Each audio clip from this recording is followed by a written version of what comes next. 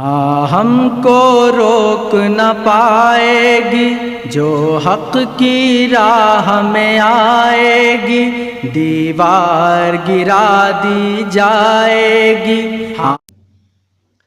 مسئلہ رفع یدین میں غیر مقلدین حضرات کے لیے اور رفع یدین کے قائلین دیگر حضرات کے لیے ایک روایت بہت بڑا مسئلہ بنی ہوئی ہے۔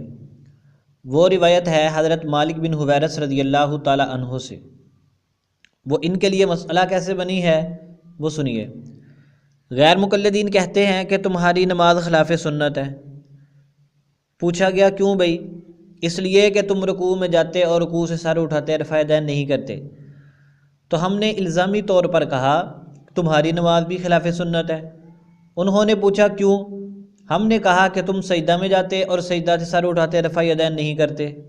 حضرت مالک بن حویرث رضی اللہ تعالیٰ عنہ کی صحیح روایت جو سنن نسائی میں موجود ہے اس میں سجدہ میں جاتے اور سجدہ سے سر اٹھاتے وقت رفع یدین کا ذکر ہے۔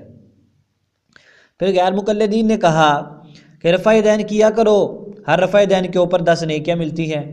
تو ہم نے کہا الزاماً کہ جناب آپ سجدہ میں جاتے وقت اور سجدہ سر اٹھاتے وقت بھی رفع یدین کیا کریں تاکہ آپ کے اجر و ثواب میں اضافہ ہو جائے۔ جب غیر مقلدین نے دیکھا کہ کسی طرح سے بھی بات نہیں بنتی، مالک بن حویرث رضی اللہ تعالیٰ عنہ والی روایت ہمارے لیے بہت بڑی مصیبت بنی ہوئی ہے۔ اچھا پھر انہوں نے ایک اور بات کہی، کہتے ہیں دیکھو جی حضرت مالک بن حویرث رضی اللہ تعالیٰ عنہ نے رسول پاک صلی اللہ علیہ وسلم کو دیکھا کہ آپ صلی اللہ علیہ وسلم رکوع میں جاتے رکوع سے سر اٹھاتے وقت رفع یدین کرتے تھے۔ تو کہتے ہیں اور حضرت مالک بن حویرث رضی اللہ تعالیٰ عنہ 9 ہجری میں حضور پاک صلی اللہ علیہ وسلم کے پاس ہے، لہذا معلوم ہوا کہ آپ صلی اللہ علیہ وسلم وفات کے وقت سے قریب تک رفع یدین کرتے رہے۔ تو ہم نے کہا جناب بخاری مسلم کی آپ مختصر روایت کو لیتے ہو، سنن نسائی کی تفصیلی روایت کو کیوں چھوڑتے ہو جس میں پوری وضاحت موجود ہے؟ حضرت مالک بن حویرث رضی اللہ تعالیٰ کی روایت میں ہے کہ جب آپ صلی اللہ علیہ وسلم سجدہ میں جاتے تب بھی رفع یدین کرتے اور جب سجدوں سے سر اٹھاتے تب بھی رفع یدین کرتے۔ اگر وفات تک رکوع والا رفع یدین ثابت ہوتا ہے تو سنن نسائی والی صحیح روایت سے سجدوں کے وقت والا رفع یدین بھی ثابت ہوتا ہے۔ رکوع والا لے لیتے ہو، سجدے والا کیوں چھوڑتے ہو؟ اب یہ میں نے آپ کو بات اس لیے بتائی ہے تاکہ آپ کو پتہ چلے کہ انجینئر محمد علی مرزا اور غیر مقلدین حضرات وہ حضرت مالک بن حویرث رضی اللہ تعالی عنہ والی روایت کو ضعیف قرار دینے کے در پہ کیوں ہیں، کیوں وہ ہاتھ دھو کر اس روایت کے پیچھے پڑے ہوئے ہیں؟ اس لیے کہ یہ روایت ان کے لیے بہت بڑی مصیبت بنی ہوئی ہے۔ انجینئر مرزا نے تو چلاکی دکھاتے ہوئے یہ کہہ دیا کہ سجدوں کے وقت بھی رفع یدین کرنا جائز ہے، وہ غیر مقلدین تو اتنی بھی ہمت نہیں کرتے۔ جیسے زبیر علی زئی تھا، وہ کیا کہتا تھا؟ وہ تو مانتا ہی نہیں تھا سجدوں کے رفع یدین کو کہ حضور پاک صلی اللہ علیہ وسلم سے ثابت ہی نہیں ہے۔ حالانکہ حضرت مالک بن حویرث رضی اللہ تعالیٰ کی جو سنن نسائی کی روایت ہے 1085 نمبر صحیح روایت ہے کہ نبی پاک صلی اللہ علیہ وسلم سجدہ میں جاتے اور سجدوں سے سر اٹھاتے وقت رفع یدین کرتے تھے۔ جب غیر مقلدین کے پاس اس روایت کا کوئی اور جواب نہیں ملا تو انہوں نے ایک نیا شوشہ چھوڑ دیا کہ یہ روایت ضعیف ہے۔ کیوں ضعیف ہے؟ اس لیے ضعیف ہے کہ اس میں قتادہ مدلس عن سے روایت کرتے ہیں۔ تو ہم نے اس کے جواب میں کہا کہ جناب قتادہ سے نیچے شعبہ ہے اور شعبہ جب قتادہ سے روایت کریں تو قتادہ کی عن والی روایت ہونے کے باوجود وہ روایت صحیح ہوتی ہے۔ کیوں کہ امام شعبہ قتادہ کی تدلیس والی روایت لیتے ہی نہیں ہیں۔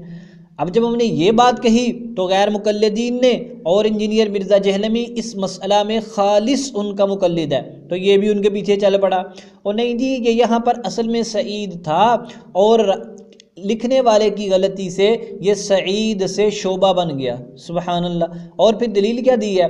دلیل میں کہتے ہیں کہ دیکھو جی سنن الکبریٰ للنسائی جو امام نسائی رحمۃ اللہ علیہ کی تفصیلی لمبی کتاب ہے جس کا اختصار سنن الصغریٰ نسائی ہے، اس میں تو سعید کے ساتھ روایت ہے۔ تو ہم ان بھائیوں کی خدمت میں عرض کرتے ہیں جناب آپ پہلے اصولی بات ایک سمجھ لیں کہ اگر ایک مصنف کی ایک کتاب ہو تفصیلی بڑی کتاب ہو اور پھر وہ اس کا اختصار کرے، تو جب بندہ اپنی تفصیلی کتاب کا اختصار کرتا ہے تو بہت سی جگہوں پر وہ تبدیلی کر لیتا ہے۔ اب آپ اس تبدیلی کو کیا کہیں گے؟ کسی بھی تبدیلی کو آپ نہیں مانیں اور دلیل کیا دیں کہ اصل کتاب میں تو یہ چیز موجود ہی نہیں ہے، ہم کیوں مانیں؟ اس کی بہت ساری آپ کو مثالیں دی جا سکتی ہیں۔ آپ سنن الکبریٰ نسائی دیکھیں، سنن الصغریٰ نسائی دیکھیں، دونوں میں بہت سی چیزوں میں فرق ہے، اس میں کوئی شک نہیں ہے کہ سنن صغریٰ سنن کبریٰ کا اختصار ہے، لیکن مصنف جب اختصار کرتا ہے، مراجعت کرتا ہے، تو وہ اپنی کتاب میں تبدیلی کرتا رہتا ہے۔ اس کی آپ ایک مثال دیکھیں، یہ آپ کے سامنے روایت ہے سنن صغریٰ نسائی کی۔ حضرت ابو ہریرہ فرماتی ہیں اللہ کے رسول صلی اللہ علیہ وسلم فرمایا کہ امام اس لیے مقرر کیا جاتا ہے تاکہ اس کی پیروی کی جائے، جب وہ تکبیر کے تم تکبیر کہو، جب وہ قرات کرے تم خاموش رہو۔ آگے لکھا ہوا ہے ابو عبد الرحمن کہتے ہیں، یعنی امام نسائی رحمۃ اللہ علیہ کہتے ہیں کہ مخرمی کہتے تھے کہ وہ ثقہ ہے، کون؟ یعنی محمد بن سعد انصاری۔ اب حضرت امام نسائی رحمۃ اللہ علیہ نے یہ روایت ذکر کی ہے، اور اس روایت کے بعد انہوں نے مخرمی سے محمد بن سعد انصاری کا ثقہ ہونا بھی نقل کیا ہے۔ یہ تو ہو گئی سنن صغریٰ نسائی کی روایت۔ اب یہی روایت سنن کبریٰ میں بھی ہے، سنن کبریٰ نسائی میں، وہاں پر آپ دیکھیں، وہاں پر انہوں نے اس روایت کو نقل کیا ہے محمد بن عبداللہ المخرمی سے، اور محمد بن سعد کا واسطہ بھی ہے۔ روایت نقل کرنے کے بعد سنن کبریٰ نسائی میں وہ الفاظ موجود نہیں ہیں جو انہوں نے سنن صغریٰ نسائی کے اندر ذکر کیے ہیں، بلکہ اس سے ہٹ کر اور الفاظ ہیں یہاں پر، لا نعلم ان احدا تابع ابن عجلان علی قولہ وَإِذَا قَرَأَ فَأَنصِتُوا، یہ سنن کبریٰ کے الفاظ ہیں، یہ سنن صغریٰ میں نہیں ہے، اور جو سنن صغریٰ میں ہے وہ سنن کبریٰ میں نہیں ہے۔ تو اس سے معلوم یہ ہوتا ہے کہ مصنف جب تفصیلی کتاب کا اختصار کرتا ہے تو وہ اپنی کتاب میں تبدیلی کرتا رہتا ہے۔ تو اسی طرح ہم کہتے ہیں کہ اگر انہوں نے سنن کبریٰ نسائی میں شعبہ والی روایت ذکر نہیں کی، سنن صغریٰ میں نقل کر دی ہے، تو یہ اس کے غلط ہونے کی دلیل نہیں ہے، بلکہ مصنف اپنی کتاب میں اس طرح کی تبدیلیاں کرتے رہتے ہیں۔ یہ تو ہو گئی ایک بات۔ یہ آپ کے سامنے روایت ہے 1085 نمبر، آپ دیکھیں اس میں لکھا ہوا ہے کہ اخبرنا محمد بن المثنى ابن ابی عدی شعبہ قتادہ، آگے لمبی روایت ہے۔ یہ ہے 1085 نمبر روایت، یہاں پر قتادہ سے نیچے شعبہ ہیں۔ اچھا، اب ذرا اس سے اگلی روایت دیکھیں، محمد بن مثنى عبد الاعلیٰ سعید قتادہ۔ اب غور کرتے ہیں کہ حضرت امام نسائی رحمۃ اللہ علیہ نے سنن صغریٰ نسائی میں دو الگ روایتیں ذکر کی ہیں، شعبہ والی روایت الگ ہے، سعید والی روایت الگ ہے۔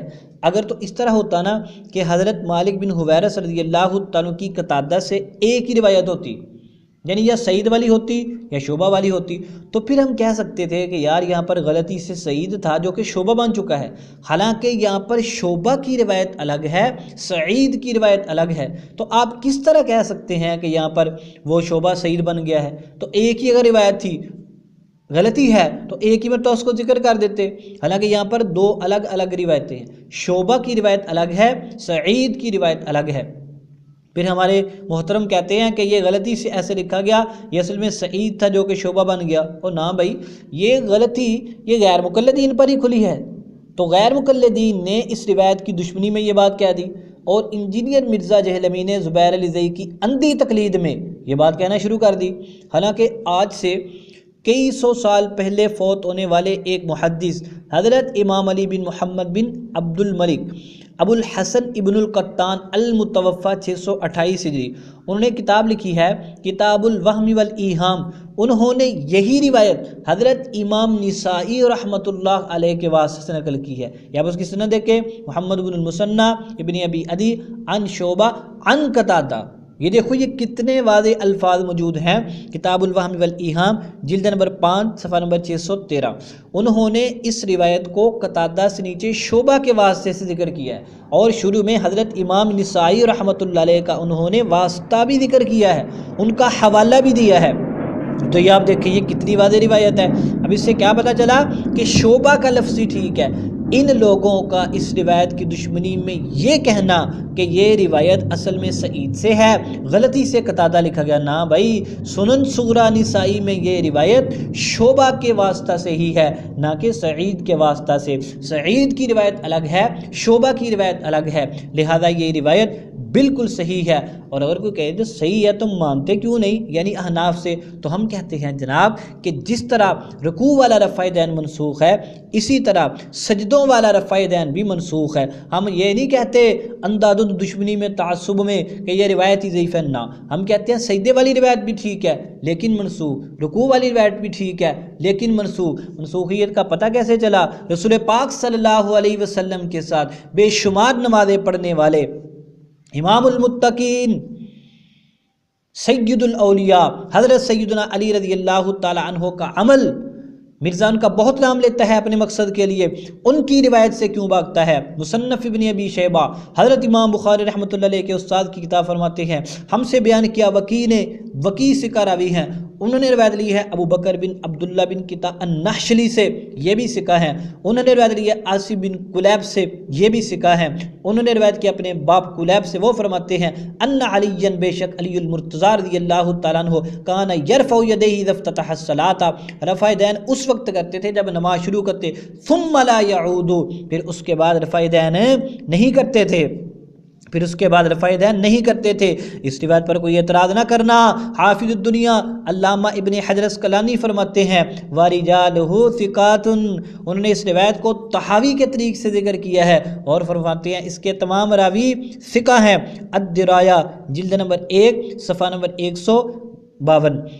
اس کے ساتھ اور سنیے، صرف حضرت علی رضی اللہ تعالیٰ عنہ نہیں، حضرت ابن عمر رضی اللہ تعالیٰ عنہ بھی جن کی پہلے روایت پیش کرتے ہیں یہ رفع دین کے متعلق، امام مجاہد فرماتے ہیں 10 سال ان کی خدمت کرنے والے کہ ما رأیت ابن عمر یرفع یدیہ الا فی اول ما یفتتح، میں نے نہیں دیکھا ابن عمر رضی اللہ تعالیٰ عنہ کو کبھی کہ انہوں نے پہلی تکبیر کے علاوہ رفع دین کیا ہو۔ مصنف ابن ابی شیبہ حدیث نمبر 2452۔ اس روایت کے تمام راوی صحیح بخاری کے راوی ہیں، اور یار میں نے تو 2 صحابہ کا عمل پیش کیا ہے، ان گنت صحابہ اکرام سے ثابت ہے کہ پہلی تکبیر کے علاوہ رفع دین نہیں کرتے تھے۔ محترم آپ مجھے بتائیں، حضرت علی رضی اللہ تعالیٰ عنہ وفات تک رسول پاک صلی اللہ علیہ وسلم کے ساتھ رہے، اگر حضور پاک صلی اللہ علیہ وسلم نے وفات تک رفع دین کیا ہے، اس متواتر سنت کو سیدنا علی رضی اللہ تعالیٰ عنہ نے کیوں چھوڑا؟ کسی مائی کے لال میں ہمت نہیں ہے وہ ایک ضعیف حدیث بھی پیش کر سکے حضرت علی رضی اللہ تعالیٰ کے عمل پر کہ حضرت علی رضی اللہ تعالیٰ عنہ رکوع جاتے رفع دین کرتے، رکوع سے سر اٹھاتے رفع دین کرتے، تیسری رکعت کے شروع میں رفع دین کرتے، ایک روایت بھی یہ پیش نہیں کر سکتے۔ اسی طرح حضرت ابن عمر رضی اللہ تعالیٰ بھی پہلی تکبیر کے علاوہ رفع دین نہیں کرتے تھے، وہ خود روایت بیان کرتے ہیں اگر حضور صلی اللہ علیہ وسلم نے نہیں چھوڑا تھا تو ابن عمر رضی اللہ تعالیٰ عنہ نے کیوں چھوڑا؟ حضرت ابن عمر رضی اللہ تعالیٰ عنہ کا پہلی تکبیر کے علاوہ رفع دین کا چھوڑنا اس بات کی واضح اور صریح اور قوی دلیل ہے کہ رسول پاک صلی اللہ علیہ وسلم نے پہلی تکبیر کے علاوہ باقی رفع دین چھوڑ دیا تھا، اور یہی الحمدللہ احناف اہل سنت کا عمل ہے۔ اس لیے غیر مقلدین اور انجینئر مرزا کے دھوکے بالکل فضول اور باطل ہیں۔